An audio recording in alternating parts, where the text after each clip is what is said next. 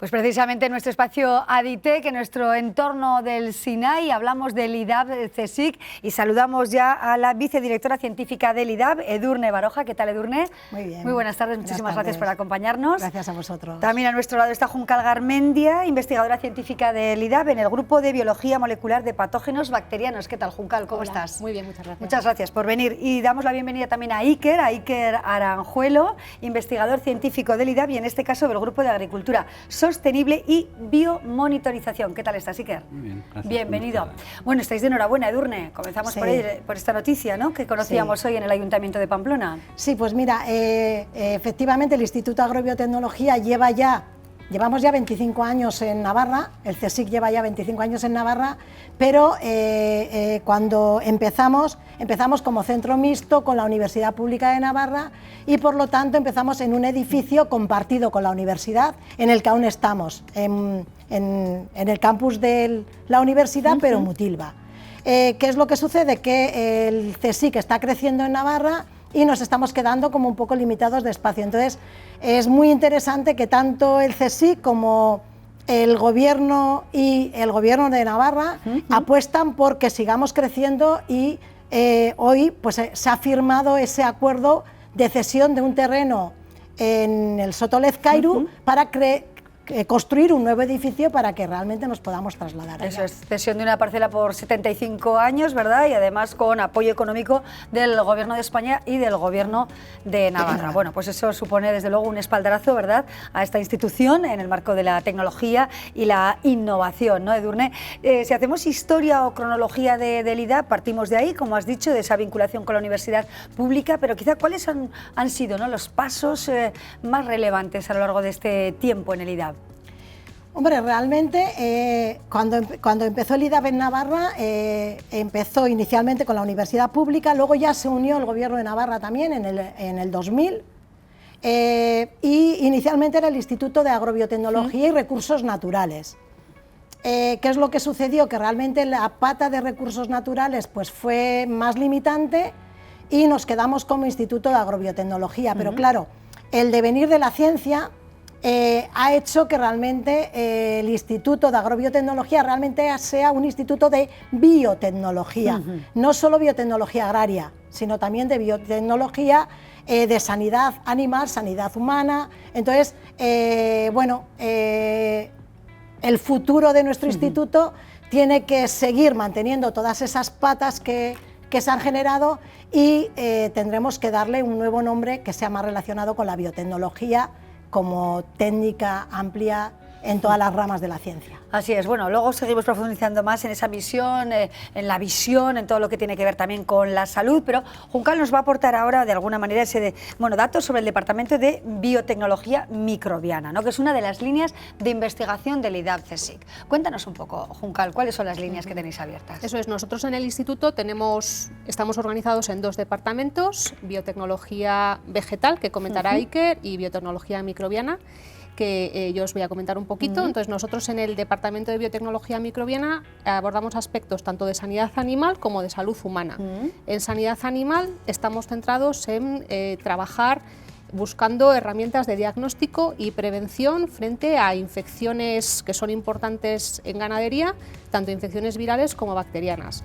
Y en la parte de salud humana estamos muy interesados en cómo es esa interacción entre el hospedador y patógenos bacterianos, cómo son los mecanismos moleculares de interacción y también en el papel de la microbiota en la salud y enfermedad. Como sabemos, la microbiota forma parte de nuestro cuerpo y juega un papel esencial en nuestra salud y estamos muy interesados en la microbiota de la boca y el sistema respiratorio y cómo eso contribuye a nuestra salud respiratoria, y también en la microbiota de nuestro intestino y cómo esa microbiota influye en nuestra salud desde el punto de vista cognitivo y neuronal. Interesantísimo desde luego este apartado, y ahora miramos a Iker, ¿verdad? Agricultura sostenible y biotecnología vegetal. ¿Qué es esto? Sí, trabajamos en el departamento hay dos laboratorios principales, entonces trabajamos con cultivos importantes en Navarra, como son los cereales, hortícolas y la vid, y hay diferentes líneas de trabajo que las podríamos resumir por un lado, quizá tres. Uno es el manejo sostenible en cuanto a optimización de recursos hídricos, fertilizantes. Hay una línea aquí también de desarrollo de bioestimulantes para promocionar una producción sostenible ambientalmente y económicamente. Luego hay una línea más de caracterización de cultivos en un contexto de cambio climático, es decir, queremos saber cómo afectará el aumento de temperatura, el déficit hídrico a los cultivos del futuro. Y después tendríamos la línea más de agricultura digital, de fenotipado de cultivos, pero siempre trabajando una línea de agricultura sostenible, ambiental y económicamente y de precisión. Así es. Bueno, cuando te refieres a estos elementos, traemos aquí un dron. ¿Por qué, sobre todo? Sí. El dron, este dron en concreto que tenemos, tiene 2 cámaras, una RGB y una multiespectral. Entonces lo que hacemos es lo volamos encima de un cultivo. Tenemos varios proyectos en los que estamos trabajando con este equipo y lo que hacemos es programar el dron para que vaya sacando fotos encima de las plantas. Ajá. Entonces podemos cubrir bastantes áreas con un solo vuelo y esas fotos lo que hacemos es traducirlas en colores, los colores en números y los números en índices. Estos índices nos indican el estado fisiológico de una planta. Es decir, con estas fotos podemos saber si en una zona la planta está amarillando. Está amarillando no porque le falta agua o tiene problemas de fertilización. Entonces, con una simple foto, resumiendo, podemos saber en cada momento cómo están nuestras plantas. Perfecto. Bueno, y tenemos más elementos que luego los vamos a ver y Iker, nos los vas a explicar. Vamos a comprender bien cuál es la línea de trabajo que desarrolláis y el conjunto de la importancia, ¿no?, del IDAP. Pero nos hemos marchado precisamente ya a los laboratorios para ver cómo trabajáis en el día a día, ¿no? Nuestra compañera Ainhoa Hernández nos pide paso. Adelante.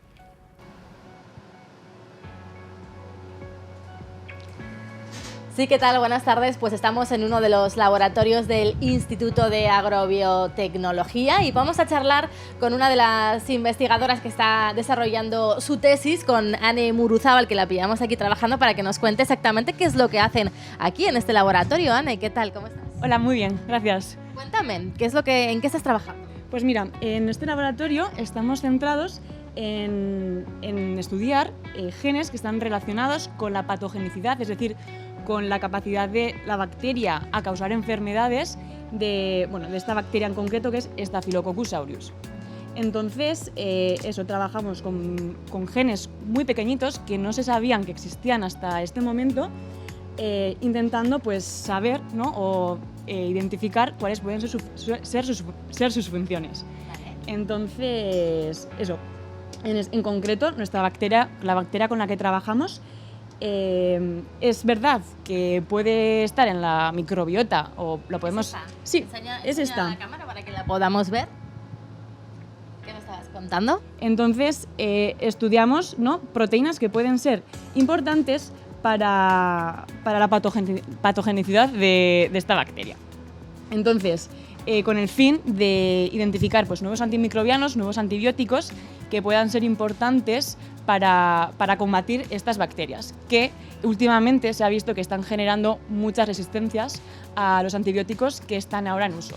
Y por eso la importancia de estudiarlas. Es una bacteria, como nos dices, muy pequeñita, ¿no? Supongo Sí. que tienes que verla también en el microscopio. Sí, de hecho, los genes con los que estamos trabajando los podemos ver al microscopio mediante una especie de proteína que es fluorescente y, por tanto, podemos ver la fluorescencia de ese gen en el microscopio. Vale, pues nos lo enseñas, ¿vale? Vamos a verlo, vamos a ver en el microscopio. Nos acompaña Simanol por aquí y Ane nos enseña cómo puede ver esta bacteria, ¿no?, a mayor escala, ¿no? Espera, que te acerque el micro y me cuentas. Vale. Mira, justamente la bacteria con la que trabajamos, Staphylococcus, es redondita, es un coco. Y lo que te comentaba de ver los genes con fluorescencia, si ahora echamos la vista a la pantalla, vemos cómo efectivamente estos genes se pueden asociar alrededor de la bacteria y son verdes, es decir, los estamos viendo, existen. Entonces, lo que te comentaba antes, estudiar este tipo de genes que no se han estudiado hasta este momento, hasta ahora, nos puede permitir pues identificar nuevos antibióticos que nos permitan pues luchar contra estas bacterias que se están volviendo cada vez más resistentes a todos los antibióticos. Pues muchas gracias, Ane, por explicárnoslo así de manera tan sencilla y por enseñarnos tu trabajo. Muchas gracias a vosotros. Bueno, pues como nos ha explicado Anne, un trabajo realmente importante, ¿no? El intentar combatir ese tipo de bacterias y encontrar nuevos antibióticos para, bueno, pues para que no nos afecten demasiado. Esto es lo que os hemos enseñado ahora en uno de los laboratorios. Luego volvemos a conectar porque os queremos enseñar otra parte del instituto. Perfecto, Ainhoa. Bueno, pues tenemos ahí los laboratorios, luego el invernadero también, seguramente podremos visitar, pero vamos a ver cómo se aplican las investigaciones que estáis desarrollando. Juncal, ¿no? ¿Podemos dar algún ejemplo de aplicaciones que ya se están haciendo aquí en nuestro entorno?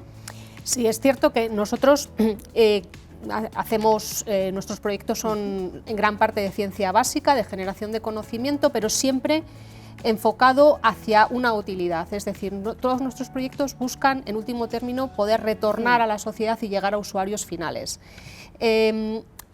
Por poner algún ejemplo, y también un poco en conexión con el sector industrial de la Comunidad Foral, participamos en varios proyectos estratégicos donde hay, en los consorcios hay muchos o múltiples miembros industriales con los que tenemos esa interacción de retorno a la sociedad. Uno de ellos es un proyecto en el que estamos trabajando para hacer valorización o revalorización de subproductos de la industria agroalimentaria, que es una industria muy importante evidentemente en la región, y parte de esa valorización está justo encaminada a lo que comentaba Anne, que es a la búsqueda de moléculas que tengan efecto antimicrobiano y que sean alternativas a los antibióticos convencionales. Moléculas que existen en estos subproductos de origen vegetal y que podemos rescatar y reutilizar con un enfoque biomédico. Este tipo de actividades las estamos haciendo y de hecho algunas de estas cuestiones las tenemos también protegidas bajo patente porque en último término también para llegar a la industria es necesario hacer protección de la propiedad intelectual y este es uno de los ejemplos que claramente están con un alto grado de traslación industrial. Claro, podemos hacer lo mismo en la biotecnología vegetal, en la agricultura sostenible. ¿Qué aplicaciones reales tenemos? Sí, entonces como ha comentado Juncal, también es una línea más básica y luego también una muy fuerte de transferencia. Entonces ejemplos, pues tenemos aquí varios. Lo que os comentaba de los drones, lo que nos permite es, si estamos trabajando con proyectos de Gobierno de Navarra, proyectos europeos, nacionales, aplicando estrategias similares, es optimizar, por ejemplo, si tú sabes cómo está tu planta, intentar ajustar el riego o la fertilización a la necesidad que tenga. Y para eso una de las herramientas que utilizamos en los proyectos es el dron. Trabajamos también con imágenes satelitales y luego está la línea también muy importante de fertilización sostenible mediante el desarrollo de bioestimulantes. Ajá, eso es lo que tenemos aquí precisamente, ¿no? Un ejemplo, Iker, ¿puedes explicarnos un poquito? Esta línea de trabajo es la que está desarrollando Edurne en su grupo. Ajá. O Edurne, como queráis, eso es. Como quieras. Ajá. Eso, bueno, ahí lo tenemos, Edurne. ¿En qué consiste? Es un ejemplo concreto. Los bioestimulantes son sustancias que en pequeñas cantidades estimulan a la planta a crecer y las hacen más fuertes para resistir situaciones adversas de déficit nutricionales, déficit hídricos, altas temperaturas y muchas cosas. ¿Qué es lo que sucede? Que estas pequeñas moléculas pueden tener orígenes muy diversos. Uno de ellos podría ser los residuos de las industrias, pero también descubrimos que los microorganismos, los hongos y las bacterias que tenemos en el suelo que conviven con las plantas emiten moléculas que las activan. Entonces lo descubrimos accidentalmente y nos dimos cuenta que aprovechándonos de una herramienta que hace un hongo podemos engañar a la planta para realmente hacerla más fuerte y que realmente nos resista en esas situaciones de estreses. Ajá, bueno, interesante desde luego. Vamos a ir ahora al invernadero, ¿os parece? Ainhoa ya nos está pidiendo paso porque ha visto los laboratorios, le ha encantado, ha aprendido y nos quiere llevar, bueno, a otro de los espacios, ¿verdad, Ainhoa? Adelante.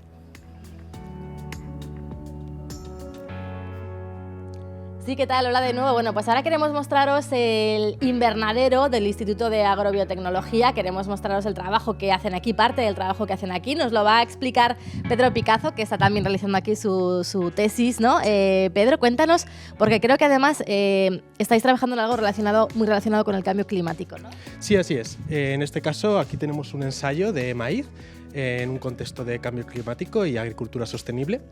Y bueno, en este caso someteremos estas plantas en condiciones de sequía y lo que vamos a hacer es probar diferentes fertilizantes orgánicos para ver cuál es su efecto y cómo puede ayudar a la planta en estas condiciones, y también haremos estudios sobre la calidad del cultivo y sobre su estado energético. O sea, ¿cómo puede ayudar a la planta a combatir la sequía, no? Eso es. Para mejorar sobre todo pues, en la eficiencia de uso del agua, por ejemplo, o la obtención de nutrientes, para que con menor cantidad de aguas tengamos mejores productividades o por lo menos iguales. Bueno, pues muy interesante ahora mismo, sobre todo, ¿no?, que es tan importante la lucha contra el cambio climático. Pedro, acompáñanos, porque aquí tenéis más proyectos, ¿no?, en marcha. Tenemos otras plantas. En este caso se trata de unas plantas de tomate transgénicas, y en este ensayo lo que se quiere ver un poco es el mecanismo de acción de unos bioestimulantes de origen microbiano para mejorar su estado energético, su productividad, etcétera, etcétera. ¿Y eso luego en qué se traduce? O sea, ¿para qué es importante conocer esto? Bueno, es importante para desarrollar nuevos métodos, manejo de cultivo, en este caso bioestimulantes o fertilizantes, de una forma más sostenible o menos costosa, para combatir ciertos problemas que hoy en día tiene la agricultura, como por ejemplo pues eso, la baja disponibilidad de agua, la mayor demanda de alimento, etcétera, y se cree que estos bioestimulantes pues, van a mejorar esta productividad de cara al futuro. Pues muy bien, gracias Pedro por explicárnoslo. Muchas gracias a vosotros. Bueno, pues ya veis que es todo interesante y además importante los proyectos que están llevando a cabo aquí en este Instituto de Agrobiotecnología. Perfecto, Ainhoa, volvemos aquí a Plató. Precisamente, bueno, pues estamos en el marco del Sistema Navarro I+D+I, ¿no?, del SINAI Edurne, y estáis colaborando además con otros estamentos, con otros agentes, y eso tiene sus frutos, ¿no? ¿Cómo valoras esas colaboraciones? ¿Qué destacarías? Pues mira, claro, sí que tenemos que destacar que esta multidisciplinaridad del instituto, es decir, que trabajemos en ramas tan distintas de la ciencia, nos hacen que colaboremos prácticamente con casi todos los agentes SINAI. Quiere decir, colaboramos con las dos universidades, con los otros dos institutos de investigación, con 5 de los 6 centros tecnológicos. Entonces, claro, nos aportan muchísimo. Yo creo que igual cada uno podríamos dar nuestro ejemplo concreto. Efectivamente. ¿Puedes darnos un ejemplo, ¿No? Juncal, por ejemplo? Sí. Sí, desde luego las interacciones con los agentes del SINAI para nosotros son clave. Os pongo un ejemplo de un proyecto en marcha de ámbito biomédico. Se trata de un proyecto en el que lideramos nosotros y donde participa el Servicio de Neumología del Complejo Hospitalario y el Departamento de Estadística de la Universidad Pública de Navarra.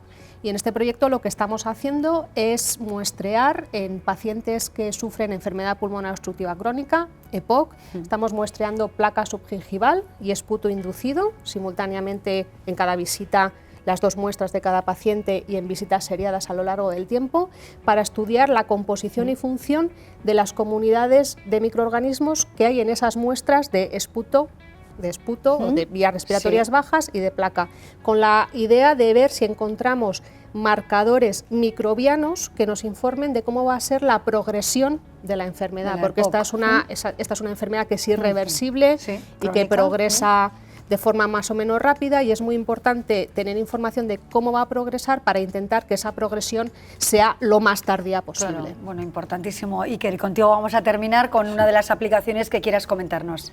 Pues bueno, tenemos varios proyectos también, líneas diferentes. Algunas, un proyecto que tenemos en colaboración con la Universidad Pública de Navarra, financiado por el Gobierno de Navarra.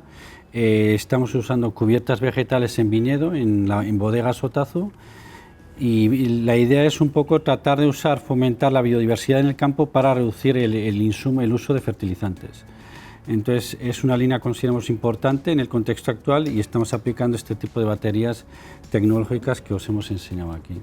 Perfecto, pues nos quedamos con la teoría y por supuesto con la aplicación práctica, ¿no?, de tanto tiempo de investigación y de bueno, pues, sinergias compartidas, ¿no?, entre los agentes del SINAI. Muchísimas gracias, Edurne Baroja, por acompañarnos. Un placer tenerte y teneros, por supuesto, Iker, gracias también, Iker Aranjuelo y Juncal Garmendia, muchísimas gracias. Nos vemos muy pronto aquí en Aditec, ¿de acuerdo? Hasta pronto. Hasta pronto.